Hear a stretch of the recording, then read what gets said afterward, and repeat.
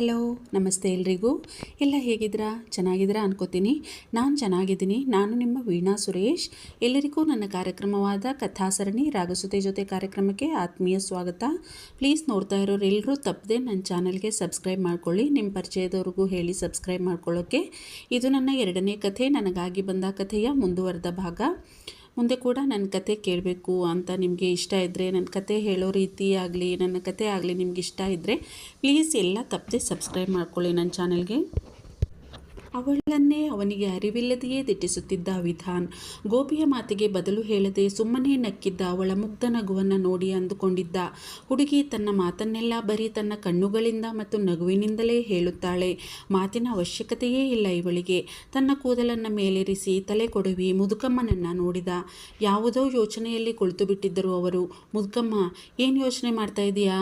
ನಿನ್ನ ಮಗನಿಗೆ ಹುಷಾರಾಗ್ತಾ ಇದೆ ತಾನೇ? ಮತ್ತೆ ನೀನು ಯೋಚನೆ ಮಾಡಿ ಮಾಡಿ ನಿನ್ನ ಆರೋಗ್ಯನೂ ಕೆಟ್ಟರೆ ಏನು ಯೋಚನೆ ಮಾಡಬೇಡ, ಎಲ್ಲ ಸರಿ ಹೋಗುತ್ತೆ ಮುದುಕಮ್ಮ. ನಡಿ, ನಿನ್ನ ರೂಮಿಗೆ ಬಿಟ್ಬಿಟ್ಟು ಬರ್ತೀನಿ.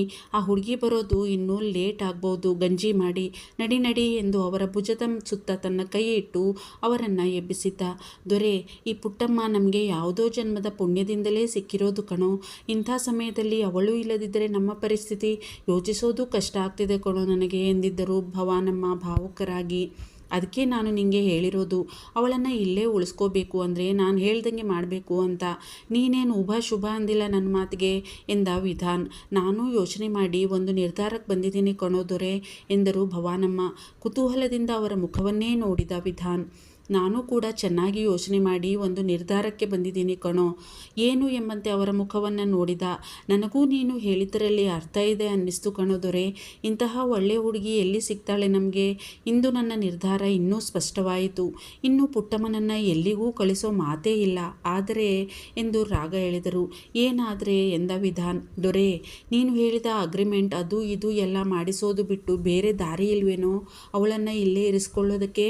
ಇವೆಲ್ಲ ಯಾಕೋ ಸರಿ ಅನ್ಸಲ್ಲ ಕಣೋ, ಪಾಪ ಹುಡುಗಿ ಎಂದಿದ್ದರು ನಿಧಾನವಾಗಿ. ನನಗೂ ಇವೆಲ್ಲ ಇಷ್ಟ ಇಲ್ಲ ಮುದುಕಮ್ಮ. ನಾನು ಇವೆಲ್ಲ ಇಷ್ಟಪಟ್ಟು ಹೇಳ್ತಿದ್ದೀನಿ ಅಂದ್ಕೊಂಡ, ಆದರೆ ಬೇರೆ ದಾರಿ ಇಲ್ಲ ನಮಗೆ. ಹುಡುಗಿ ಮೊದಲೇ ಸೂಕ್ಷ್ಮ, ಅದರ ಮನಸ್ಸು ಯಾವಾಗ ಹೇಗಿರುತ್ತೋ ಗೊತ್ತಾಗಲ್ಲ ಅಲ್ವಾ? ಒಂದು ವೇಳೆ ಏನೋ ಮನಸ್ಸಿಗೆ ಸ್ವಲ್ಪ ಕಷ್ಟ ಆದರೂ ಹೋಗ್ತೀನಿ ಊರಿಗೆ ಅಂತ ಹೊರಟರೆ, ಅಥವಾ ಅವಳನ್ನು ಯಾರಾದರಮ್ಮ ಎಂದು ಹೇಳ ಹೊರಟವನು ತಡೆದಿದ್ದ. ಯಾಕೋ ಹೇಳಲು ಕಷ್ಟವಾಯಿತು ಅವನಿಗೆ. ಯಾವುದಾದರೂ ಅನಿವಾರ್ಯತೆ ಇದ್ದರೆ ಅವಳು ಹೋಗುವ ಹಾಗಿರಲ್ಲ ಅಲ್ವಾ? ಹೋಗಲಿ ಬಿಡು ಆ ವಿಷಯ. ಅದೇ ಹುಡುಗಿ ಇಷ್ಟು ಬೇಗ ಇಲ್ಲಿಂದ ಹೋಗದೇ ಇರೋ ಹಾಗೆ ಮಾಡಬೇಕು ಅಂದರೆ ಇದೊಂದೇ ಮಾಡೋಕ್ಕಾಗೋದು ಮುದುಕಮ್ಮ ಎಂದಿದ್ದ ವಿಧಾನ್. ಹಂಗಂತೀಯ? ಹಾಗೆ ಮಾಡ್ತೀನಿ, ನೋಡೋಣ. ಪಾಪ ಕಣೋ ಅದು, ಪಾಪಚ್ಚಿ. ಏನಾದರೂ ಬೇಜಾರು ಮಾಡಿಕೊಂಡ್ರೆ ಅಂತ ನನಗೆ ಚಿಂತೆ ಆಗ್ತಾಯಿದೆ. ಏನೂ ಆಗಲ್ಲ ಮುದುಕಮ್ಮ, ಇವಾಗಿನ ಕಾಲದಲ್ಲಿ ಇದೆಲ್ಲ ಮಾಮೂಲಿ ಅಲ್ವಾ? ಇಲ್ಲಾಂದರೆ ಅವಳು ಏನೋ ಆಗಿ ನಾಳೆನೇ ಮನೆಗೆ ಹೋಗ್ತೀನಿ ಅಂತ ಕೂತ್ಕೊಂಡ್ರೆ ನಾನು ಅಷ್ಟು ಬೇಗ ಎಲ್ಲಿಂದ ಹುಡ್ಕೋದು ಜನನ ಅಲ್ವಾ? ಅವಳಿಗೂ ನಿಧಾನವಾಗಿ ಅರ್ಥ ಆಗೋ ಹಾಗೆ ಹೇಳಿ ಕನ್ವಿನ್ಸ್ ಮಾಡು. ಅವಳಿಗೂ ಎಲ್ಲ ಅರ್ಥ ಆಗುತ್ತೆ ನಮ್ಮ ಪರಿಸ್ಥಿತಿ. ನೀನು ಚಿಂತೆ ಮಾಡಬೇಡ ಈಗ ಎಂದಿದ್ದ. ಅವರ ರೂಮಿಗೆ ತಂದು ಅವರನ್ನು ಬಿಟ್ಟು. ಮುದುಕಮ್ಮ, ನಮ್ಮ ಪ್ರಯತ್ನ ನಾವು ಮಾಡೋಣ. ಮಿಕ್ಕಿದ್ದು ನಮ್ಮ ಅದೃಷ್ಟದಲ್ಲಿ ಏನಿದೆಯೋ ಅದೇ ಆಗೋದು ಅಲ್ವಾ? ನೀನೇ ಹೇಳ್ತಿದ್ದಲ್ಲ ನನಗೆ. ಈಗ ಚಿಂತೆ ಬಿಟ್ಟು ರೆಸ್ಟ್ ಮಾಡು ಸ್ವಲ್ಪ ಹೊತ್ತು ಎಂದು ಹೊರಗೆ ಹೊರಟ ತನ್ನ ರೂಮಿನತ್ತ ವಿಧಾನ್. ಅದು ದೊರೆ, ನಿಮ್ಮ ಅಪ್ಪಾಜಿ ಎಂದರು ತಡೆದು. ಗೊತ್ತು, ಇನ್ನೊಂದು ಸ್ವಲ್ಪ ಹೊತ್ತು ನಾನೇ ಹೋಗಿ ನೋಡ್ತೀನಿ ಆಯಿತಾ? ನೀನು ನಿಶ್ಚಿಂತೆಯಿಂದ ಮಲಗು ಈಗ ಎಂದು ನಡೆದ. ಸಮಾಧಾನವಾಗಿತ್ತು ಅವರಿಗೆ. ಅಡುಗೆ ಮನೆಯೊಳಗೆ ಬಂದವಳು ಗೋಪಿಯ ಹತ್ತಿರ ಯಾವ ಸಾಮಗ್ರಿಗಳು ಎಲ್ಲೆಲ್ಲಿ ಇವೆ ಎಂದು ಕೇಳಿಕೊಂಡು ಕಾರ್ಯಪ್ಪನವರಿಗೋಸ್ಕರ ಪಟಪಟನೆ ರವೆಯ ಗಂಜಿ ರೆಡಿ ಮಾಡಿದ್ದಳು ವಿಶಾಖ. ಅವಳ ಅಮ್ಮ ಮಾಡುವ ಹಾಗೆ ಒಗ್ಗರಣೆ ಹಾಕಿ ಕಾಳು ಮೆಣಸಿನ ಪುಡಿ ಹಾಕಿ ಕೊನೆಯಲ್ಲಿ ಲಿಂಬು ಹಿಂಡಿ ಗಂಜಿ ಮಾಡಿದ್ದಳು ಹುಡುಗಿ. ಗೋಪಿಯಂತೂ ಅವಳ ಕೈ ಚಳಕಕ್ಕೆ ಬೆರಗಾಗಿ ಹೋಗಿದ್ದ. ಇವಕ್ಕ ಎಷ್ಟು ಚುರುಕಾಗವ್ರೆ ಅಲ್ವಾ? ಎಷ್ಟು ಬೇಗ ಎಷ್ಟು ಅಚ್ಚುಕಟ್ಟಾಗಿ ಕೆಲಸ ಮಾಡ್ತಾರೆ. ಮಾತು ಒಂದು ಅರ್ಥ ಆಗಕ್ಕಿಲ್ಲ ಇವ್ರದ್ದು. ಅದೊಂದು ಬಿಟ್ರೆ ಗುಣ ಬಂಗಾರ, ಕೆಲಸನೂ ಚುರುಕು. ಒಟ್ಟಿನಲ್ಲಿ ಈ ಮನೆಗೆ ಈ ಒಕ್ಕ ಬಂದಿರೋದು ಅದೃಷ್ಟನೇಯ. ಒಂದು ಹೆಣ್ಮಗ ಅಂತವ ಇಂಥವ್ರು ಮನೆಯಾಗಿದ್ದರೆ ಮನೆ ಎಷ್ಟು ಕಳೆಕಳೆಯಾಗಿರ್ತದೆ ಅಲ್ಲವ್ರ. ಈ ಮನೆಯಾಗೂ ಅವೇ ಒಂದಲ್ಲ ಅಂತವ ಎರಡೆರಡು ಮೂದೇವಿಗಳು. ಒಂದಾರ ನೆಟ್ಗವ ಕೆಲ್ಸಕ್ಕೆ ಬಾರ್ದವು ಎರಡೂವೆ. ಥತ್ ಎಂದುಕೊಂಡ ಮನದಲ್ಲಿಯೇ. ಅಣ್ಣ, ಗಂಜಿ ಮಾಡೇನಿ. ಅಪ್ಪ ಅವರು ಎದ್ರೇನು ಅಂತ ನೋಡಿ ಬರೋದೇನ್ರಿ ನಾನು? ಎದ್ರ ಅವ್ರಿಗೆ ಗಂಜಿ ಕುಡಿಸಿ ಮಾತ್ರೆ ನುಂಗಿಸಿ ಬಿಡೋಣ ಎಂದು ಅತ್ತ ನಡೆದಳು ಹುಡುಗಿ. ಇವನು ಉತ್ತರಿಸುವುದಕ್ಕೂ ಮೊದಲೇ ಹುಡುಗಿಯ ಬಗ್ಗೆಯೇ ಯೋಚಿಸುತ್ತಿದ್ದ ವಿಧಾನ್ ತನ್ನ ರೂಮಿನತ್ತ ಬಂದಿದ್ದ. ನಿಜವಾಗಿಯೂ ಹುಡುಗಿ ಇಷ್ಟು ಮೃದುವೆ? ಸ್ಟ್ರೇಂಜ್. ಈಗಿನ ಕಾಲದ ಹುಡುಗಿಯರು ಮಾತಿನಿಂದ ಹಿಡಿದು ಅವರ ಡ್ರೆಸ್, ಸ್ಟೈಲ್, ಮಾತನಾಡುವ ಸ್ಲ್ಯಾಂಗ್ ಎಲ್ಲದರಲ್ಲೂ ಮಾಡರ್ನ್, ಫಾಸ್ಟ್. ಆದರೆ ಈ ಹುಡುಗಿ ಮಾತಾಡಿದರೆ ಮುತ್ತು ಉದುರುವುದೇನೋ ಅನ್ನುವಂತೆ ಅಷ್ಟು ಕಡಿಮೆ ಮಾತು. ನಾವು ಮಾತನಾಡುವವರು ಸ್ವಲ್ಪ ಜೋರಾಗಿ ಮಾತನಾಡಿದರೂ ಭಯ ಬೀಳುತ್ತೆ ಹುಡುಗಿ. ಹೀಗೂ ಇರ್ತಾರ ಈಗಿನ ಕಾಲದಲ್ಲಿ ಹುಡುಗಿಯರು? ತನ್ನ ಬೊಗಸೆಯಲ್ಲಿ ಸೆರೆಯಾಗಿದ್ದ ಅವಳ ಮುದ್ದು ಮುಖ, ಗಾಬರಿ ತುಂಬಿದ ನೋಟ ನೆನಪಾಗಿ ಒಂದು ಕ್ಷಣ ವಿಚಲಿತನಾದ ವಿಧಾನ್. ತನ್ನನ್ನು ಕಂಡರೆ ಸಾಕು ಗಾಬರಿ ಬೀಳುತ್ತೆ ಹುಡುಗಿ. ತನ್ನ ಕಣ್ಣು ತಪ್ಪಿಸಲು ಇನ್ನಿಲ್ಲದ ಕಸರತ್ತು ನಡೆಸುವುದು ತನಗೂ ತಿಳಿದ ವಿಷಯವೇ. ಅವಳು ಈ ಮನೆಗೆ ಬಂದಾಗಿನಿಂದ ನನ್ನ ವರ್ತನೆಯೂ ಕೂಡ ಹಾಗೆಯೇ ಇದೆಯಲ್ಲ. ಹುಡುಗಿ ಭಯ ಬೀಳುವುದರಲ್ಲಿ ಅರ್ಥವಿದೆ. ಅದೂ ಈ ಹುಡುಗಿ. ನಾನಾದರೂ ಏನು ಮಾಡಲಿ? ನನಗೆ ಮೊದಲಿನಿಂದಲೂ ಹೆಣ್ಣಿನ ವಿಷಯದಲ್ಲಿ ಒಳ್ಳೆಯ ಅಭಿಪ್ರಾಯವಿಲ್ಲ. ಅದು ನನಗಾದ ಅನುಭವದ ಪ್ರಭಾವ. ಇವಳು ಹಾಗೆಯೇ ಎಂದುಕೊಂಡಿದ್ದರಲ್ಲಿ ನನ್ನ ತಪ್ಪೇನಿದೆ? ಇವಳು ಹುಡುಗಿಯೇ ಅಲ್ಲವೇ? ಆದರೆ ಇವಳು ನಾನು ನೋಡಿದ ಪ್ರಕಾರ ಒಳ್ಳೆಯವಳು, ಮುಗ್ಧೆ, ಮೃದು ಮಾತು, ಮೃದು ಮನಸ್ಸಿನ ಹುಡುಗಿ. ತಾನು ಕುಡಿದು ಬಂದಿದ್ದ ದಿನ ಅವಳು ತನಗೆ ಮಾಡಿದ ಸೇವೆಯ ನೆನಪಾಯಿತು ಅವನಿಗೆ. ತೂರಾಡುತ್ತಿದ್ದ ನನ್ನನ್ನು ಅದು ಹೇಗೆ ಕರೆದುಕೊಂಡು ಬಂದಿರಬಹುದು? ಅಷ್ಟು ಕೋಮಲ ಕಾಯದ ಹುಡುಗಿ. ಮನೆಯವರಿಗೆ ತೊಂದರೆಯಾಗಬಾರದೆಂದು ಅವಳೇ ಕಷ್ಟಪಟ್ಟು ಕರೆತಂದಿದ್ದಳು ಎನಿಸಿತು ಅವನಿಗೆ. ತಾನು ಕುಡಿದ ಮತ್ತಿನಲ್ಲಿ ಅದೇನೇನೋ ಅವಾಂತರ ಮಾಡಿದ್ದೆನೋ ಎಲ್ಲವನ್ನೂ ಒಂದೂ ಮಾತಿಲ್ಲದೆ ಸಹಿಸಿದ್ದಾಳೆ ಹುಡುಗಿ ಪಾಪ. ಎಷ್ಟರ ಮಟ್ಟಿಗೆ ಎಂದರೆ ತಾನು ಕಕ್ಕಿದ್ದನ್ನು ಸಹ ಅಸಹ್ಯ ಪಟ್ಟುಕೊಳ್ಳದೆ ತೊಳೆದಿದ್ದಾಳೆ. ವಿಲವಿಲನೆ ಒದ್ದಾಡಿತು ಅವನ ಮನಸ್ಸು ಅವಳನ್ನು ನೆನೆದು. ತಾನು ಈಗಲೇ ಹೋಗಿ ಅವಳನ್ನು ನೋಡಿಬಿಡಬೇಕು ಎನ್ನುವ ಉತ್ಕಟ ಬಯಕೆಯಾಯಿತು ಅವನಿಗೆ. ಅಷ್ಟರಲ್ಲಿ ಮತ್ತೆ ಪಡೆದುಕೊಂಡಿತು. ಜೇಬಿನಲ್ಲಿ ಇದ್ದ ಅವನ ಸೆಲ್ಫೋನ್ ಎತ್ತಿ ಕಿವಿಯ ಬಳಿ ಹಿಡಿದಿದ್ದ. ಅತ್ತಲಿನ ಧ್ವನಿ ಕೇಳಿ ಮುಖ ಗಡುಸಾಯಿತು, ದವಡೆ ಬಿಗಿಯಿತು. ಹಲೋ, ಮೈ ಹೂ ಮೇಜರ್ ಸಾಬ್, ಪೇಚಾನಾ ಮುझे? ನಾನು ಮೇಜರ್ ಸರ್, ಗುರುತು ಹಿಡಿದಿರಾ ನನ್ನ? ಕೇಳಿದ್ದ ಅವನು. ತನ್ನ ಮನಸ್ಸಿನ ಭಾವನೆಗಳನ್ನು ತನ್ನಲ್ಲೇ ಹಿಡಿದಿಡುವಲ್ಲಿ ಯಶಸ್ವಿಯಾಗಿದ್ದ ವಿಧಾನ್. ಹಲೋ, ಕ್ಯೂ ನಹಿ ಘೋಷ್? ಕೈಸೆ ಹೋ ಮೇರೆ ಭಾಯ್? ಯಾಕಿಲ್ಲ ಘೋಷ್, ಹೇಗಿದ್ದೀಯಾ ನನ್ನ ಸಹೋದರ? ಏನೂ ನಡೆದೇ ಇಲ್ಲದವನಂತೆ ಮಾತನಾಡಿದ್ದ ಅವನ ಜೊತೆಗೆ ವಿಧಾನ್ ಮಾತು ಕೇಳಿ ಸಂತೋಷಕ್ಕೆ ಕಣ್ಣೀರು ಬಂದಿತ್ತು ಅವನಿಗೆ. ನಿಜವಾಗಿಯೂ ಅವರ ಮನಸ್ಸಿನಲ್ಲಿ ತಮ್ಮ ಬಗ್ಗೆ ಬೇಸರವಿಲ್ಲವೇ? ತಾವೇ ತಪ್ಪು ತಿಳಿದು ಬಿಟ್ಟಿದ್ದೀವ ಹಾಗಾದರೆ ಎಂದು ಅವನಿಗೇ ಅನುಮಾನವಾಗಿತ್ತು. ಸುಘೋಷ್ಗೆ ಈಗಲೇ ತಾವು ಅಲ್ಲಿ ಬರುತ್ತೇವೆ ಎಂದು ಹೇಳುವ ಧೈರ್ಯವಾಗಲಿಲ್ಲ. ನೋಡೋಣ, ಮತ್ತೆರಡು ದಿನ ಕಾಲ್ ಮಾಡಿ ಮಾತನಾಡಿದ ಮೇಲೆ ಹೇಳುವುದು ಸರಿ ಎನ್ನಿಸಿತ್ತು ಅವನಿಗೆ. ಸಬ್ ಠೀಕೇನಾ? ಕಾಲ್ ನಹಿ ಆಯಾನಾ ಬಾರ್ಡರ್ ಸೆ? ಇದರ್ ಬಾರಿಶ್ ಕೆ ವಜಹ ಸೆ ಜ್ಯಾದಾತರ್ ಸಿಗ್ನಲ್ ನಹಿ ಮಿಲ್ತಾ, ಇಸ್ಲಿಯೇ ಪೂಛಾ. ಎಲ್ಲ ಸರಿಯಾಗಿದೆ ತಾನೇ? ಕಾಲೇನಾದರೂ ಬಂತಾ ಬಾರ್ಡರಿಂದ? ಇಲ್ಲಿ ಮಳೆ ಇರೋದ್ರಿಂದ ಬಹಳ ಸಲ ಸಿಗ್ನಲ್ ಸಿಗಲ್ಲ, ಅದಕ್ಕೆ ಕೇಳಿದೆ ಎಂದಿದ್ದ ವಿಧಾನ್. ನೇರವಾಗಿ ನೀನು ಫೋನ್ ಯಾಕೆ ಮಾಡಿದ್ದು ಎಂದು ಕೇಳಲು ಸರಿಹೋಗಲಿಲ್ಲ ಅವನಿಗೆ. ನಹಿ ಮೇಜರ್ ಸಾಹಬ್, ಕೋಯಿ ಕಾಲ್ ನಹಿ ಆಯಾ. ಆಪ್ ತೋ ಮುझे ಕಾಲ್ ನಹಿ ಕಿಯಾ ನಾ, ಇಸ್ಲಿಯೇ ಮೈನೆ ಹಿ ಕಾಲ್ ಕಿಯಾ ಬಸ್. ಆಪ್ ಠೀಕ್ ಹೇ ನಾ ಸಾಹಬ್? ಘರ್ ಮೇ ಸಬ್ ಕೈಸೆ ಹೇ? ಇಲ್ಲ ಮೇಜರ್ ಸರ್, ಯಾವ ಕಾಲ್ ಕೂಡ ಬಂದಿಲ್ಲ. ನೀವಂತೂ ನನಗೆ ಕಾಲ್ ಮಾಡಲಿಲ್ಲ, ಅದಕ್ಕೆ ನಾನೇ ಮಾಡಿದೆ ಅಷ್ಟೇ. ನೀವು ಚೆನ್ನಾಗಿದ್ದೀರಾ ಅಲ್ವಾ? ಮನೆಯಲ್ಲಿ ಎಲ್ಲರೂ ಹೇಗಿದ್ದಾರೆ? ಲೋಕಾಭಿರಾಮವಾಗಿ ಮಾತನಾಡಿ ಫೋನ್ ಇಟ್ಟು ಬಿಟ್ಟಿದ್ದ ಸುಘೋಷ್. ತಾನು ಮತ್ತೆ ಕಾಲ್ ಮಾಡುತ್ತೇನೆ ಎಂದು ಹೇಳಿ ಅವನ ಜೊತೆಗೇನೋ ಏನೂ ಆಗಿಯೇ ಇಲ್ಲದವನಂತೆ ಮಾತನಾಡಿ ಹೇಗೋ ಮ್ಯಾನೇಜ್ ಮಾಡಿದ್ದ ವಿಧಾನ್. ಆದರೆ ಒಳಗೊಳಗೆ ಅವನು ಎಷ್ಟು ಹಿಂಸೆ ಅನುಭವಿಸಿದ್ದನೋ ಅವನಿಗೇ ಗೊತ್ತಿತ್ತು. ಸ್ವಲ್ಪ ಮಟ್ಟಿಗೆ ಎಲ್ಲವನ್ನೂ ಮರೆಯುವಲ್ಲಿ ಸಫಲನಾಗುತ್ತಿದ್ದ ಈಗೀಗ ಪ್ರಯತ್ನಪೂರ್ವಕವಾಗಿ ಮತ್ತೆ ಎಲ್ಲವೂ ನೆನಪಾಗಿ ಹಿಂಸೆಯಾಗತೊಡಗಿತು ಅವನಿಗೆ. ಎದ್ದು ಕೆಳಗೆ ನಡೆದಿದ್ದ. ರೆಸ್ಟ್ ಮಾಡುವ ಮನಸ್ಸಾಗಲಿಲ್ಲ. ಕೆಳಗೆ ಬಂದು ತನ್ನ ಅಪ್ಪಾಜಿ ಹೇಗಿದ್ದಾರೋ ಈಗ ಎಂದು ಯೋಚಿಸಿ ಅತ್ತ ನಡೆದ. ಸ್ವಲ್ಪ ಹೊತ್ತು ಎಲ್ಲವನ್ನೂ ಬಲವಂತವಾಗಿ ತನ್ನ ಮನಸ್ಸಿನಿಂದ ಪಕ್ಕಕ್ಕೆ ಸರಿಸುವ ಪ್ರಯತ್ನ ಮಾಡಿದ ವಿಧಾನ್. ವಿಶಾಖ ಕಾರ್ಯಪ್ಪನವರ ಪಕ್ಕವೇ ಕುಳಿತಿದ್ದಳು. ಗಂಜಿ ಇತ್ತು ಅವಳ ಕೈಯಲ್ಲಿ. ಈಗಷ್ಟೇ ಎಚ್ಚರವಾಗಿತ್ತು ಅವರಿಗೆ. ಗೋಪಿಯು ವಿಶಾಖಳ ಪಕ್ಕವೇ ನಿಂತಿದ್ದ. ಪುಟ್ಟ, ನೀನ್ಯಾಕೆ ಇಲ್ಲೇ ಇದೆಯಾ? ಹೋಗು ಅಮ್ಮನ ಹತ್ತಿರ. ನನಗೇನೂ ಆಗಿಲ್ಲ ಕಣೋ, ನೋಡು ಎಷ್ಟು ಆರಾಮಾಗಿದ್ದೀನಿ. ಸುಮ್ಮನೆ ಗಾಬರಿ ಆಗ್ತಾ ಇದ್ದೀರಾ ಎಲ್ಲರೂ ಎಂದಿದ್ದರು ಎದುರಿಸರು ಬಿಡುತ್ತಲೇ. ಅಷ್ಟು ಮಾತನಾಡಿದ್ದೇ ಸುಸ್ತಾಗಿ ಬಿಟ್ಟಿತ್ತು ಅವರಿಗೆ. ಅಪ್ಪವ್ರ, ನೀವು ಎದಕ್ಕೆ ಹಿಂಗೆ ತ್ರಾಸ ಮಾಡ್ಕೊಳಕತ್ತೀರಿ? ಮಕ್ಕೋರಿ ನೀವು. ನಾವೇನು ಹಿಂಗೆ ಕೂತ್ಕೊಂಡಿಲ್ರಿ ಅಪ್ಪಾರ. ಹೋಗಿ ಊಟನೂ ಮಾಡ್ಕೊಂಡು ಬಂದೀವ್ರಿ. ನೀವು ಚಿಂತೆ ಮಾಡಬೇಡ್ರಿ. ನೋಡಿ, ನಿಮಗೋಸ್ಕರ ಗಂಜಿ ತಂದೀನಿ. ಇದನ್ನು ಉಂಡು ಮಾತ್ರೆ ನುಂಗ್ಬೇಕಲ್ಲ ನೀವು ಅಪ್ಪಾರ ಎಂದಿದ್ದಳು ಹುಡುಗಿ ಸಾವಧಾನವಾಗಿ. ಅವರನ್ನು ದಿಂಬಿಗೆ ನಿಧಾನವಾಗಿ ಒರಗಿಸಿದ್ದಳು. ಬಾಗಿಲಿನಲ್ಲಿಯೇ ನಿಂತು ಎಲ್ಲವನ್ನೂ ನೋಡುತ್ತಿದ್ದ ವಿಧಾನ್. ಅದ್ಯಾಕೋ ಈಗಲೇ ಒಳಬರುವ ಮನಸ್ಸಾಗಲಿಲ್ಲ ಅವನಿಗೆ. ಅಲ್ಲಿನ ವಿದ್ಯಮಾನಗಳನ್ನೆಲ್ಲ ಕಣ್ಣು ಮಿಟುಕಿಸದೆ ನೋಡುತ್ತಾ ನಿಂತುಬಿಟ್ಟ. ಮುಖ ಸೆಂಡಿರಿಸಿದ್ದರು ಕಾರ್ಯಪ್ಪನವರು. ಪುಟ್ಟ, ಬೇಡ ಕಣೋ ನನಗೆ ಗಂಜಿ, ಯಾಕೋ ನನಗೆ ಏನೂ ತಿನ್ನಬೇಕು ಅಂತ ಅನ್ನಿಸ್ತಾ ಇಲ್ಲ, ಬಾಯಿ ರುಚಿನೇ ಇಲ್ಲ ಎಂದಿದ್ದರು ಅವರು. ಅಪ್ಪಾರ, ಹಂಗಂದ್ರೆ ಹೆಂಗ್ರಿ? ನಿಮಗೆ ಲಘುನ ವಾಸಿ ಆಗ್ಬೇಕು ಹೌದಿಲ್ರಿ? ಮತ್ತು ಅದಕ್ಕೆ ನೀವು ಮಾತ್ರೆ ನುಂಗ್ಬೇಕಲ್ರಿ? ನೀವು ಗಂಜಿ ಕುಡ್ದಿಲ್ಲ ಅಂದ್ರೆ ಹೆಂಗೆ ಮಾತ್ರೆ ಹೆಂಗೆ ನುಂಗೋಕ್ಕಾಗ್ತದೆ ಹೇಳ್ರಿ? ನೋಡ್ರಿ ಇಲ್ಲಿ ಅಪ್ಪಾರ, ನಿಮ್ಗೆ ಅಂತವನ್ನ ನಾನು ನನ್ನ ಕೈಯಾರ ಗಂಜಿ ಮಾಡ್ಕೊಂಡು ಬಂದೀನ್ರಿ ಎಂದು ಚಿಕ್ಕ ಮಗುವನ್ನು ರಮಿಸುವಂತೆ ರಮಿಸಿದ್ದಳು.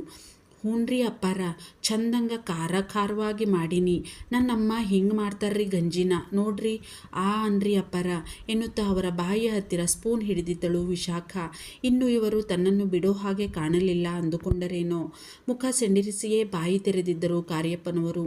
ಒಂದು ಸ್ಪೂನ್ ತಿಂದವರಿಗೆ ನಿಜವಾಗಿಯೂ ಜ್ವರದ ಬಾಯಿಗೆ ರುಚಿಯಾಗಿ ಕಂಡಿತ್ತು ಅವಳು ಮಾಡಿದ್ದ ಗಂಜಿ. ಉಪ್ಪು, ಹುಳಿ, ಖಾರ ಎಲ್ಲವೂ ಹದವಾಗಿತ್ತು. ಹೆಂಗದರಿ ಅಪ್ಪಾರ ಎಂದಿತ್ತು ಹುಡುಗಿ. ಅವಳ ತಲೆ ಸವರಿ, ನಿಜವಾಗಿಯೂ ರುಚಿಯಾಗಿದೆ ಕಣೋ ಪುಟ್ಟ ನೀನು ಮಾಡಿರೋ ಗಂಜಿ. ನಾನು ಯಾವತ್ತೂ ಈ ಥರ ಗಂಜಿ ತಿಂದಿರಲೇ ಇಲ್ಲ ಎಂದು ಅವಳು ತಿನ್ನಿಸಿದಷ್ಟನ್ನು ತಿಂದಿದ್ದರು. ನೋಡುತ್ತಿದ್ದವನ ಕಣ್ಣೀರು ಅವನ ಕೆನ್ನೆಗೆ ಇಳಿದಿತ್ತು. ಅದು ಖುಷಿಗೆ ಬಂದ ಕಣ್ಣೀರೋ ದುಃಖಕ್ಕೋ ಅವನಿಗೇ ಅರ್ಥವಾಗಲಿಲ್ಲ.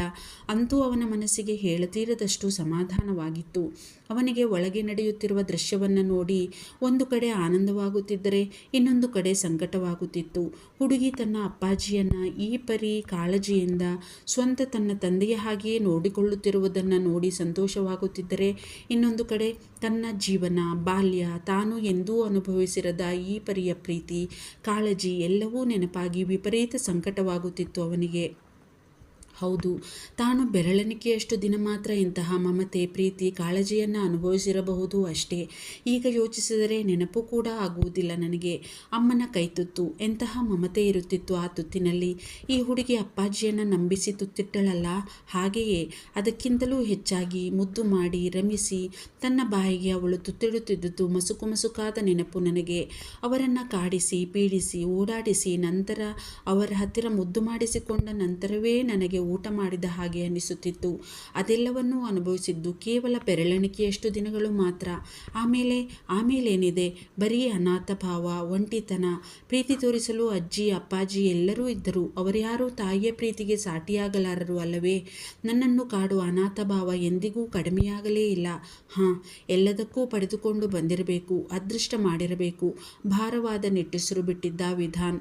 ತುಂಬಿ ಬಂದ ಕಂಗಳನ್ನು ಕೈಗಳಿಂದ ಒತ್ತಿಕೊಂಡು ಮತ್ತೆ ಒಳಗಡೆ ನೋಡಿದ. ಮುಗುಳ್ನಗು ಮೂಡಿತು ಅವನ ಮುಖದ ಮೇಲೆ.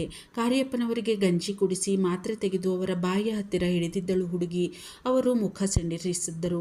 ಪುಟ್ಟ, ನನ್ನಿಂದ ಆಗಲ್ಲ ಕಣೋ, ಈ ಮಾತ್ರೆ ಪಾತ್ರೆ ಎಲ್ಲ ನುಂಗಿ ಅಭ್ಯಾಸ ಇಲ್ಲ ನನಗೆ.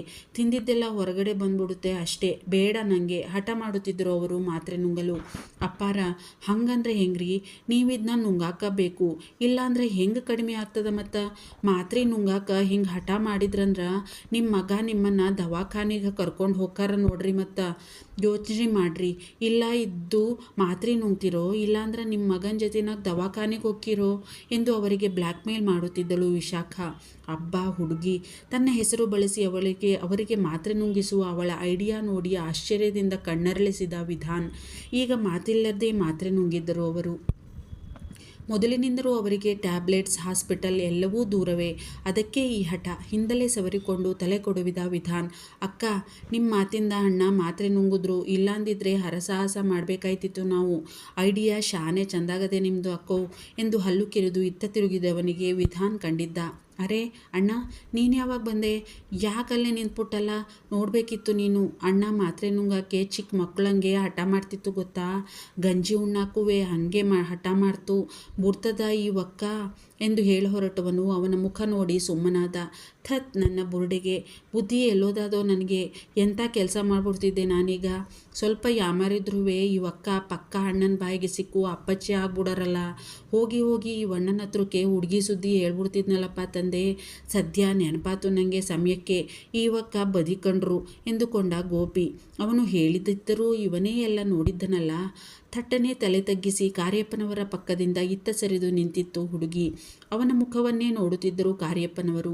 ಅವನು ಅವನು ಅವರನ್ನೇ ನೋಡಿ, ಈಗ ಹೆಂಗಿದ್ದಾರೆ ನಿಮ್ಮಣ್ಣ? ಯಾಕೆ ಊಟ ಮಾಡೋಕ್ಕೆ ಮಾತ್ರೆ ನುಂಗೋಕೆ ಹಠ? ಬೇಗ ವಾಸಿಯಾಗೋದು ಇಷ್ಟ ಇಲ್ವಂತ ಅವರಿಗೆ? ನಾನು ದವಾಖಾನೆಗೆ ಕರ್ಕೊಂಡು ಹೋಗಬೇಕಾ ಎಂದ. ಚರ್ರನೆ ತಲೆ ಎತ್ತಿ ಅವನನ್ನೇ ನೋಡಿದ್ದಳು ವಿಶಾಖ. ಅವಳನ್ನೇ ದಿಟ್ಟಿಸುತ್ತಿತ್ತು ಅವನ ತೀಕ್ಷ್ಣವಾದ ಕಣ್ಣು. ಕಣ್ಣಲ್ಲೇ ನಕ್ಕಂತೆ ಭಾಸವಾಯಿತು ಅವನು. ಮಿಂಚು ಸೋಕಿದಂತಾಯಿತು ಅವಳಿಗೆ. ಥಟ್ಟನೆ ತಲೆ ತಗ್ಗಿಸಿಬಿಟ್ಟಳು. ಅದೇನೋ ನಂಗೊತ್ತಿಲ್ಲ ಕಣಣ್ಣ. ಈಗ ಅಂತೂ ಗಂಜಿ ಕುಡಿದು ಮಾತ್ರೆ ನುಂಗವ್ರೆ. ಅದೇನೇನೋ ನೀವೇ ನೋಡ್ಕೊಳ್ಳಿ. ಈಗ ನೀವು ಬಂದಾಯ್ತಲ್ಲ, ನಂಗೆ ಒಸಿ ಕೆಲಸ ಅದೇ, ನಾನು ಹೋಯ್ತೀನಿ ಎಂದವನೇ ಹೊರ ನಡೆದ ಗೋಪಿ. ಅವನ ಹಿಂದೆಯೇ ನಿಧಾನವಾಗಿ ಹೊರನಡೆದು ನಿಡಿದಾದ ಉಸಿರು ಬಿಟ್ಟಿದ್ದಳು ವಿಶಾಖ. ವಿಧಾನ್ ಒಳಗಡೆ ಬಂದವನು ಕಾರ್ಯಪ್ಪನವರ ಹಣೆ ಮೇಲೆ ಕೈಯಿಟ್ಟು ನೋಡಿದ. ಜ್ವರ ಕಡಿಮೆ ಇದೆ ಎನ್ನಿಸಿತ್ತು ಅವನಿಗೆ. ಏನೂ ಮಾತನಾಡುತ್ತಿಲ್ಲ ಅವನು ಅವರ ಜೊತೆಗೆ. ಅವರೂ ಅಷ್ಟೇ. ಆದರೆ ತನ್ನ ಹಣೆಯ ಮೇಲಿದ್ದ ಅವನ ಕೈಯನ್ನು ಹಿಡಿದು ತನ್ನ ಎದೆಯ ಮೇಲಿರಿಸಿಕೊಂಡು ಕಣ್ಣು ಮುಚ್ಚಿದ್ದರು. ಮಾತಿಲ್ಲದೆ ಅವರ ತಲೆ ಸವರಿದ್ದ ವಿಧಾನ್. ಮನಸ್ಸಿನಲ್ಲಿ ಹುದುಗಿದ್ದ ಪ್ರೀತಿಯನ್ನು ವ್ಯಕ್ತಪಡಿಸಲು ಯಾವ ಮಾತಿನ ಅವಶ್ಯಕತೆಯೂ ಇಲ್ಲ ಅಲ್ಲವೇ? ಒಂದು ಸನಿಹ, ಒಂದು ಸ್ಪರ್ಶ ಸಾಕು ಪ್ರೀತಿ ತಿಳಿಸಲು, ಅರ್ಥವಾಗಲು. ಇವರಿಬ್ಬರೂ ಅಷ್ಟೇ, ಮಾತೇ ಇಲ್ಲದೆ ಪರಸ್ಪರ ತಮ್ಮ ಪ್ರೀತಿಯನ್ನು ವ್ಯಕ್ತಪಡಿಸಿದ್ದರು. ಅವರಿಗೆ ನಿದ್ದೆ ಹತ್ತಿದ್ದು ಖಾತ್ರಿಯಾಗುತ್ತಿದ್ದಂತೆ ನಿಧಾನಕ್ಕೆ ತನ್ನ ಕೈ ಬಿಡಿಸಿಕೊಂಡು ಹೊರನಡೆದಿದ್ದ ವಿಧಾನ್. ಹೊರಬಂದವನಿಗೆ ಮತ್ತದೇ ಯೋಚನೆಗಳು ಮುತ್ತಿಕೊಂಡು ತಲೆ ಕೆಡಿಸುತ್ತಿದ್ದವು. ಏಕಾಂತ ಬೇಕೆನಿಸಿತ್ತು ಅವನಿಗೆ. ಮನೆಯ ಹೊರಗಡೆ ಕಾಲಿಟ್ಟ ವಿಧಾನ್.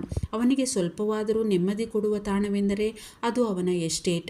ಅಲ್ಲಿಯೇ ಅವನು ತನ್ನ ಬಹುಪಾಲು ಬಾಲ್ಯವನ್ನು ಕಳೆದಿದ್ದು. ಅಲ್ಲಿಯ ವಾತಾವರಣ ಅವನ ಏಕಾಂಗಿತನವನ್ನು ಸ್ವಲ್ಪ ಮಟ್ಟಿಗೆ ಮರೆಸುವಲ್ಲಿ ಸಫಲವಾಗಿತ್ತು. ಅವನಿಗೆ ಒಂಟಿಯಾಗಿರಬೇಕು ಎನಿಸಿದರೆ ಅವನು ಬರುತ್ತಿದ್ದುದು ಅಲ್ಲಿಯೇ, ಅವನ ನೆಚ್ಚಿನ ತಾಣಕ್ಕೆ, ಬಂದು ಕುಳಿತು ಬಿಟ್ಟಿದ್ದ ಗದ್ದಕ್ಕೆ ಕೈಕೊಟ್ಟು. ಇಷ್ಟು ಹೊತ್ತು ತನಗೇನೂ ಆಗೇ ಇಲ್ಲದವನಂತೆ ತನ್ನ ಭಾವನೆಗಳನ್ನು ತನ್ನ ಮನದಲ್ಲಿಯೇ ಹೇಗೋ ಬಚ್ಚಿಟ್ಟುಕೊಂಡವನಿಗೆ ಈಗ ತಡೆಯಲು ಸಾಧ್ಯವಾಗಲಿಲ್ಲ. ಮುಖ ಮುಚ್ಚಿ ಬಿಕ್ಕಿದ ವಿಧಾನ್. ಎಲ್ಲರೂ ನೋಡಿ, ಕೇಳಿ, ಸಬ್ಸ್ಕ್ರೈಬ್ ಮಾಡಿಕೊಂಡು ತಪ್ಪದೆ ಕಮೆಂಟ್ ಮಾಡಿ. ನನ್ನ ಚಾನೆಲ್ಗೆ ನನ್ನ ಕಥೆನ ಕೇಳಿ ಹೆಂಗಿದೆ ಅಂತ ತಪ್ಪದೆ ಸಬ್ಸ್ಕ್ರೈಬ್ ಮಾಡ್ಕೊಳ್ಳಿ. ತಪ್ಪದೆ ಕಮೆಂಟ್ ಮಾಡಿ ಪ್ಲೀಸ್.